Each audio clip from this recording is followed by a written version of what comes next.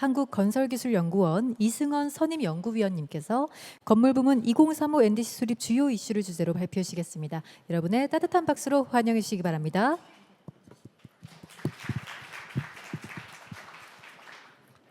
네, 안녕하십니까. 저는 한국건설기술연구원 이승원입니다. 제가 발제를 할 부분은 건물 부분 탄소 중립 이야기가 되겠습니다. 건물 부분은 우선 이해가 조금 필요한데요. 일단 건물 부분은 그 주거 부분, 가정 부분과 상업 부분의 에너지 통계로부터 출발하고 있습니다. 근데 여기 공공이라고 조금 더 표를 다른 이유는 이 건물 부분의 탄소 배출 양에는 사실은 약간 비건물적인 요소가 다수 포함되어 있는 공공 부분의 에너지 소비 실적 또는 탄소 배출이 포함되어 있다는 것도 염두에 두셔야 될 사항입니다. 건물 부분의 소비는 가정 부분을 100으로 봤을 때 상업 부분이 한 60% 정도 수준으로 배출되고 에너지가 사용되고 있습니다. 일단 가정 부분의 에너지 소비는 크게는 인구, 주택수, 주택가 가구수, 조금 주택가 구분되는 1가구, 2가구 개념이 있고요. 그리고 이제 1인당 면적, 주택의 면적의 변화, 그리고 주택의 효율 등이 복합적으로 되어 있습니다. 그 장기 전망을 위해서는 향후 물량이 어떻게 될 것인가, 그리고 효율 강화가 어느 정도 속도로 개선될 것인가, 그리고 또 건물 부분은 다른과 달리 그 소득이 GDP가 증가함에 따라서 소비 강도가 높아질 수가 있습니다. 이러한 것들이 복합적으로 작용하기 때문에 전망이 단순히 그 일반 통계나 이런 거와 가지고는 쉽게 하기 어려운 부분이 있다는 말씀을 드립니다. 일단 인구는 2020년도에 피크를 찍었지만 인구 자체는 이제 피크를 찍었지만 가구수라든지 주택수는 지속적으로 증가하고 있습니다. 그 중에 가장 큰 이유는 여러분이 알고 있는 1인 가구가 전체 가구의 35%를 넘었습니다. 혼자 사는 가구는 젊은 층이든 노인 가구에서도 계속 증가하고 있기 때문에 한 집에 4명, 3명이 살던 것들이 각각 가구를 가지면 에너지는 늘어날 수밖에 없는 상황이 됩니다. 그리고 여러 가지 아파트 평균 면적은 조금씩 작아지고 있고요. 주택당 거주는 지금 현재 2.7명이 평균적으로 한 집에 살고 있다고 보고 있지만 2040년이 되면은 한 1.9명 정도로 낮아질 것으로 보고 있습니다. 그리고 전력 소비량은 우리가 전체 국가 전력 소비량은 1인당 세계 3위 대단히 많이 쓴다고 되어 있지만 주택 부분의 에너지 소비량을 보면은 OECD 국가에서 마지막 3번째 대단히 작게 쓰는 나라입니다. 이런 것들이 시사하는 바는 꽤 우리나라의 가정 부분은 나름대로 전력 부분이 이런 것을 절약하고 있다. 그래서 추가적인 감축 수단의 여지가 과연 얼만큼 더 있겠느냐 이런 고민들이 필요한 시점이 필요한 사항이 되고 있습니다. 네.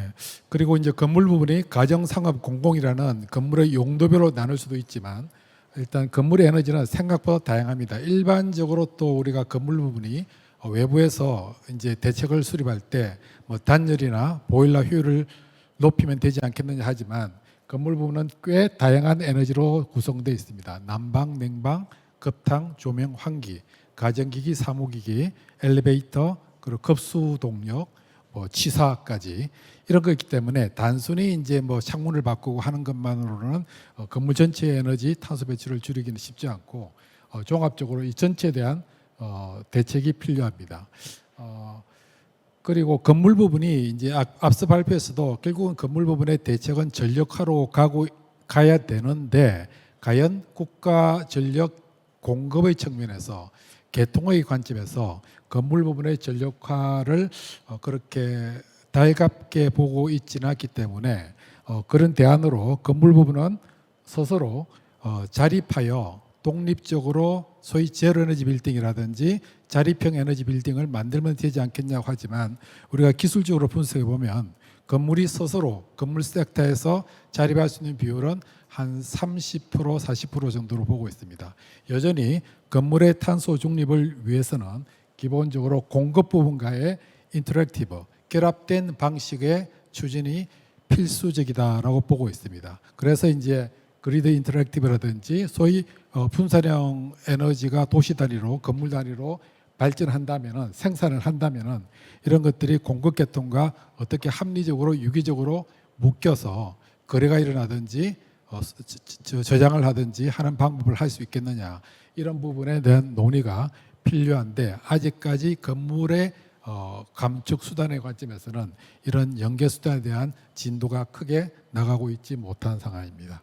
그리고 이제 건물 부분의 소비 추이를 보는데 쭉 90년대 이후로 지속적으로 증가해 왔습니다. 딱 한 번 20%, 19.8%가 꺾인 적은 IMF 사태 때, 이때는 두 가지가 겹쳤습니다. 대단히 따뜻한 겨울과 그리고 IMF라는 게 있었는데 20% 중에 10%는 IMF 영향, 그리고 10%는 따뜻한 겨울의 영향으로 최초로 한번 낮아졌다가 계속 증가를 하다가 지금은 조금 안정화 추세에 있습니다. 더 급격한 증가나 이런 거는 예상되고 있지 않습니다만은, 그렇다고 해서 대단한 감축도 지금 현재 BAU 관점에, 단순 전망 관점에서는 기대되고 있습니다. 왜냐하면은 일단 우리가 3만 부를 돌파를 했습니다.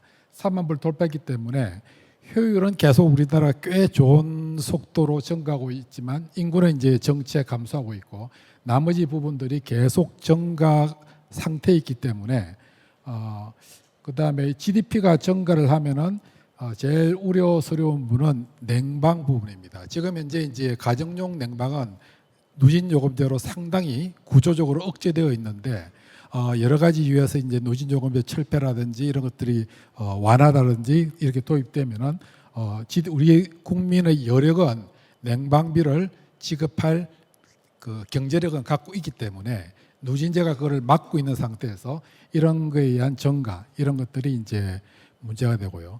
그다음에 건물 분의 전체 에너지 중에서 도시가스가 31%를 차지하고 있습니다. 석탄, 석유가 약 20% 있는데 이것들은 이제 노력으로 줄고 있고 언젠가는 자연스럽게 퇴출되는 과정을 기대해 볼 수가 있는데, 이 노란선에 대한 이 도시가스 부분은 아직까지 대한민국의 주력 에너지입니다. 난방, 취사, 급탕 부분은, 가정 부분은 대부분 이제 가스로 하기 때문에 이 부분의 대책이 어떻게 되느냐가 건물 부분의 탄소를 줄이는 단기적인 핵심적인 조치인데, 현재 국가 도시가스 공급 계획이나 장기 계획에서는 특별히 줄인다는 것은 제시되지 않고 있는 상황입니다.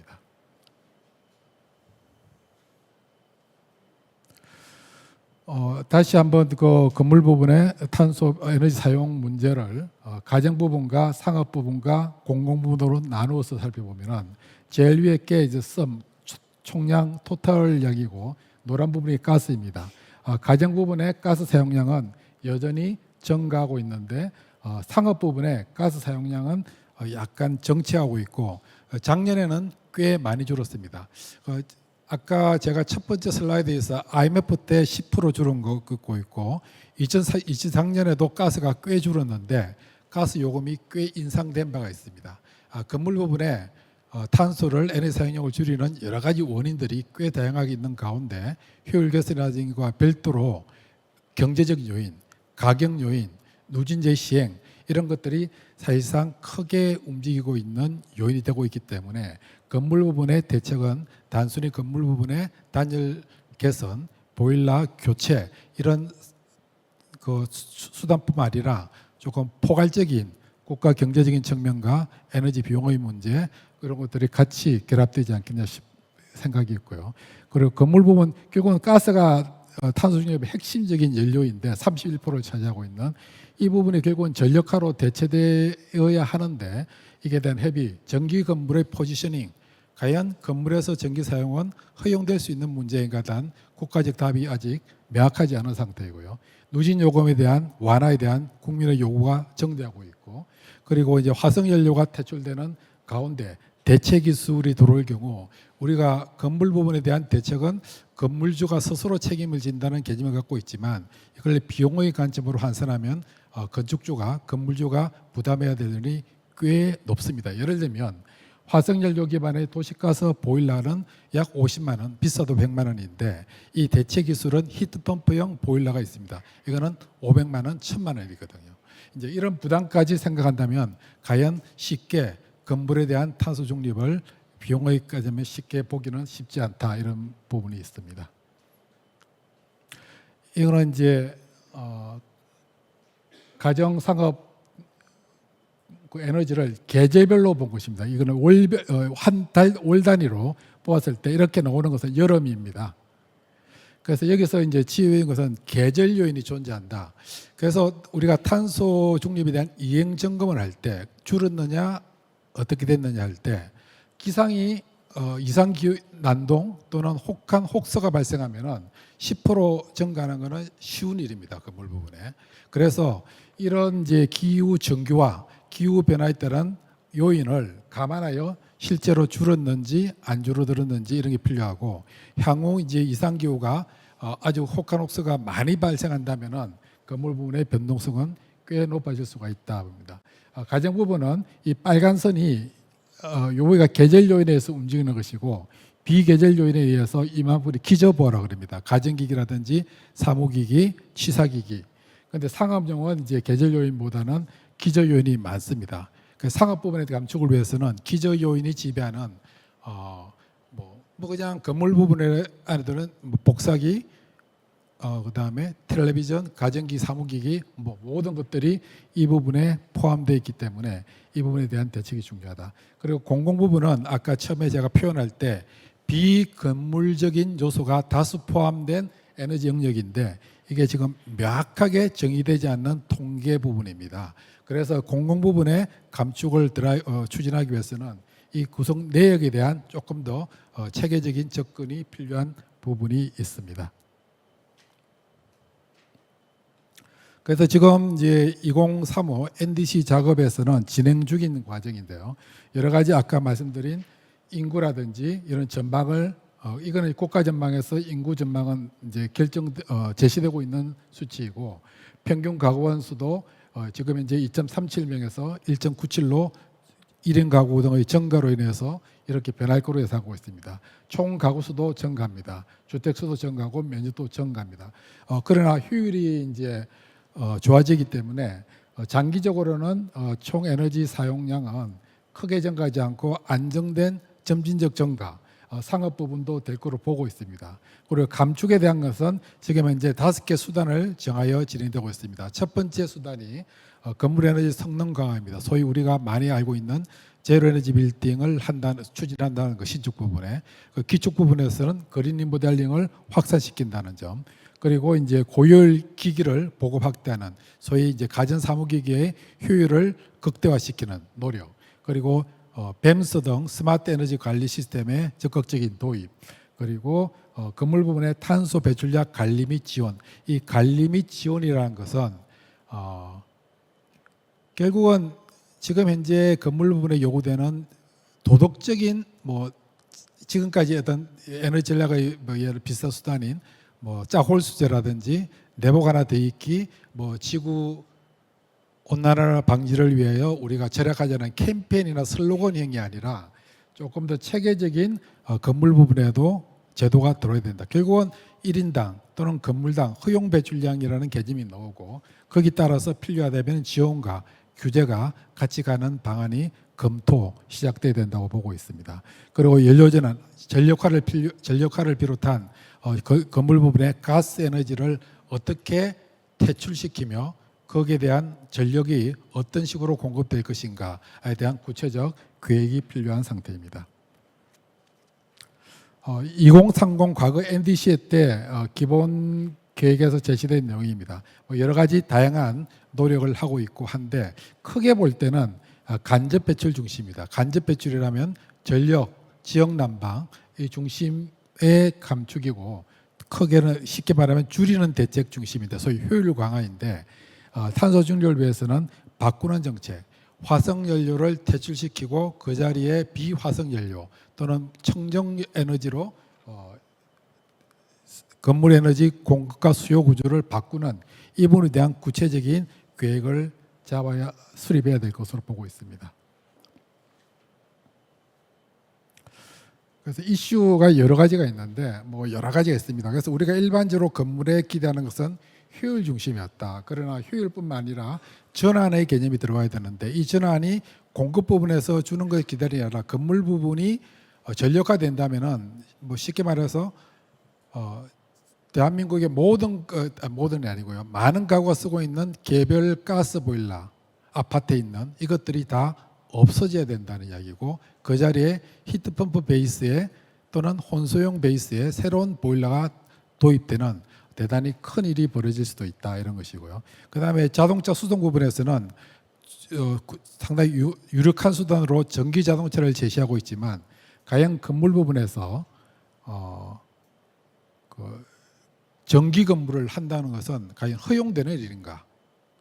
똑같은 논리로 전기 건물이 되면 좋은 것인데, 기술적으로는 과연 국가에너지 전력 수급 체계에서 교통 문제에서 또는 심지어 제로에너지 빌딩이 신재생에 의해서 전기를 생산하는 게 국가적으로 이룬 것인가? 똑같은 일이 벌어질 수가 있거든요. 남아돈다든지 수용을 안 해주버리면은 개통해서 전혀 무의미한 비경제적인 발전 생산이 되기 때문에, 이런 이제 건물 부분에서의 전전화, 전력화의 문제의 국가적 허용 문제, 그리고 분산형 발전에 대한 자가 발전에 대한 양의 결정 문제, 이런 것들이 좀 큰 숙제로 남아 있습니다.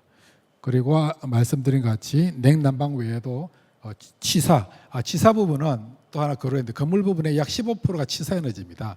우리가 말하는 식당 에너지가 여기 건물에 들어와 있는데요. 이 치사 에너지는 국가 통계에서도 별도로 구분되고 있지 않은 상태인데, 건물 부분의 탄소 중립에서는 치사 부분의 식당에 대한 에너지도 규제나 관리가 필요하다는 이야기죠. 그러니까 이런 부분에 대한 이제 이슈들이 존재하고 있습니다.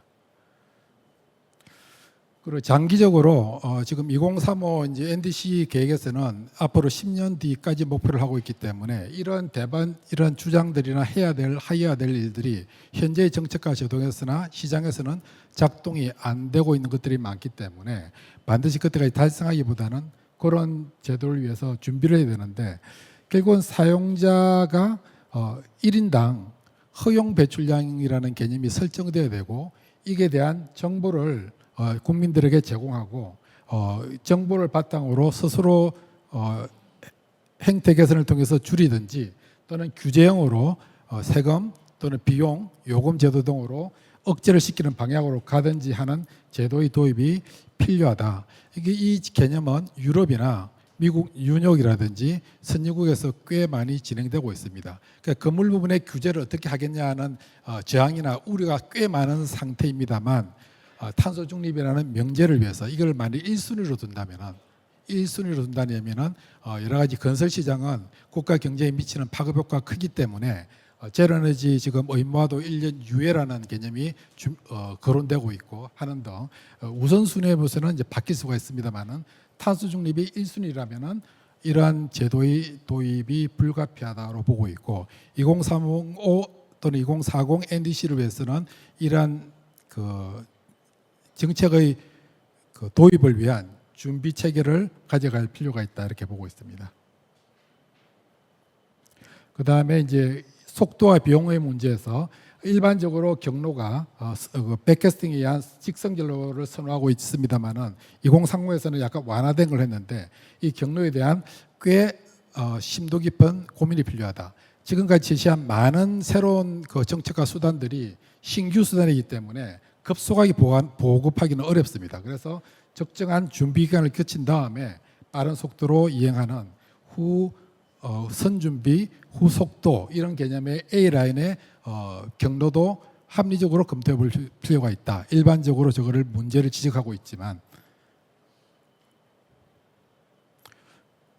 그리고 이제 건물 부분은 요약하면은 효율 향상만으로는 30% 정도의 감축의 영향력이 없기 때문에, 또 자립이라는 것도 전력 개통과 연계되지 않고는 한계가 있습니다. 그래서 국가 전력의 45%를 건물에 쓰고 있습니다. 전력의 45%를. 그러면 이런 걸 종합적으로 고려한 건물 부분의 대책이 필요하다. 건물은 수요 부분에서 스스로 하는 것이 아니라 공급과 연계된 정책 수립이 필요하다, 이렇게 보고 있습니다.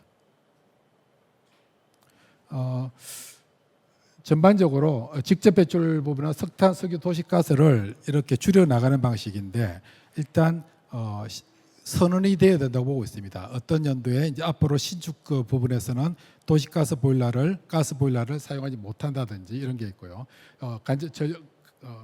직접 부분은 간접 배출 부분은 기존에 하던 효율화에 대한 정책들이 잘 되고 있기 때문에 이런 것들이 쭉 가면 될 것 같습니다. 아울러 국민 인지형 탄소 배출 정보를 국민들이 느끼게 하고 내가 어떤 부분에서 어떻게 쓰는지를 알게 하는 정보 제공이나 이를 기반으로 한 탄소 회계 또는 요금 제도 개편 이런 것들이 필요하다고 보고 있습니다.